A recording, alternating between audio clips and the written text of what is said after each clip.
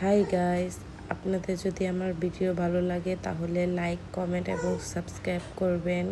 আজকে আমি দেখাবো আমি সকালের নাস্তা কি করেছি। আজকে অনেক দিন পরে সকালে গরম ভাত, ভাজি, শাক ভাজি এগুলো দিয়ে আমরা নাস্তা করেছি। এই তো এখানে আমার মেয়ে আসছে, সেও খাবে গরম ভাত, তাই আমি সরাই নিচ্ছি।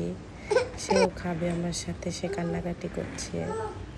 এই তো আমি আপনাদেরকে দেখাবো লাউ শাক দিয়ে ভাত দিয়ে আমি এখন খাবো। খুব মজার ছিল খাবারটা। অনেক দিন পরে লাউ শাক ভাজি আমি রান্না করে খেয়েছি, খুব মজার ছিল। তারপর আমি ফুলকপির ভাজি দিয়ে ভাত দিয়ে খাবো।